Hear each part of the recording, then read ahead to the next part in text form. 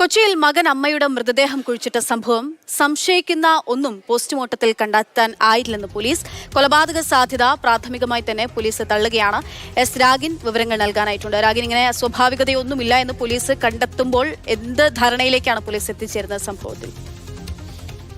കൊച്ചി വെണ്ണലയിൽ അമ്മ അല്ലിയുടെ മൃതദേഹം മകൻ പ്രദീപ് വീട്ടുമുറ്റത്ത് കുഴിച്ചിട്ട സംഭവം വിവാദമായിരുന്നു. തുടർന്ന് രാവിലെ പോലീസ് ഈ പ്രദീപിനെ കസ്റ്റഡിയിലെടുക്കുകയും മറ്റുമൊക്കെ ചെയ്തിരുന്നു. പോസ്റ്റ്മോർട്ടം റിപ്പോർട്ട് അല്ലെങ്കിൽ പോസ്റ്റ്മോർട്ടത്തിന്റെ പ്രാഥമിക നിഗമനത്തിന് ശേഷം തുടർ നടപടി എന്നാണ് പോലീസ് പറയുന്നത്. ഇപ്പോൾ ആ റിപ്പോർട്ട് ലഭിച്ചിട്ടുണ്ട്. അതിൽ ഈ മരണത്തിൽ അല്ലെങ്കിൽ അത്തരത്തിൽ അസ്വാഭാവികമായി ഒന്നും തന്നെ ഈ പോസ്റ്റ്മോർട്ടത്തിൽ കണ്ടെത്താൻ കഴിഞ്ഞില്ല എന്നാണ് പോലീസ് വ്യക്തമാക്കുന്നത്. ഇതിന്റെ അടിസ്ഥാനത്തിൽ പ്രാഥമികമായി കൊലപാതക സാധ്യത പോലീസ് തള്ളുകയാണ്. തുടർന്ന് ഇപ്പോൾ ഈ മകനെ പ്രദീപിനെ കസ്റ്റഡിയിലെടുത്ത പ്രദീപിനെ വിട്ടയക്കുമെന്നാണ് പോലീസ് ഇപ്പോൾ വ്യക്തമാക്കുന്നത്.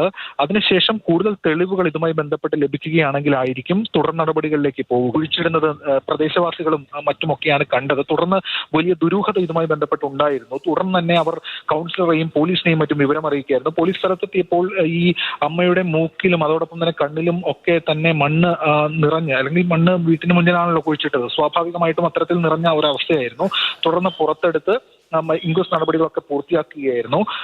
ഇതിൽ മദ്യലഹരിയിലായിരുന്നു പ്രദീപ്. അതുകൊണ്ട് തന്നെ കൂടുതൽ കാര്യങ്ങളൊന്നും തന്നെ വ്യക്തമായിരുന്നില്ല. മാത്രമല്ല കുടുംബ പ്രശ്നങ്ങളെ കൊണ്ട് ഭാര്യയും മറ്റുമൊക്കെ മാറി താമസിക്കുകയൊക്കെയായിരുന്നു. അങ്ങനെ അത്തരം വിഷയങ്ങളും ഇതിന്റെ ഭാഗമായിട്ട് തന്നെ ഉണ്ടായിരുന്നു. അതുകൊണ്ട് തുടക്കത്തിൽ വലിയ ദുരൂഹതയുണ്ടായിരുന്നു. എന്തായാലും പോലീസ് ഇപ്പോൾ പലരുടെ പോലീസാണ് പ്രദീപിനെ കസ്റ്റഡിയിലെടുത്ത് തൽക്കാലം വിട്ടയക്കുമെന്നാണ് പോലീസ് പറയുന്നത്. അതിനുശേഷം കൂടുതൽ തെളിവുകൾ ലഭിച്ചാൽ മാത്രമായിരിക്കും തുടർ നടപടി. എന്തായാലും ഇപ്പോൾ പോസ്റ്റ്മോർട്ടം റിപ്പോർട്ടിൽ ബലപ്രയോഗത്തിന്റെയോ മറ്റു ലക്ഷണങ്ങളോ ഒന്നും തന്നെ കാണുന്നില്ല എന്നതാണ് പോലീസിന് ലഭിക്കുന്ന വിവരം.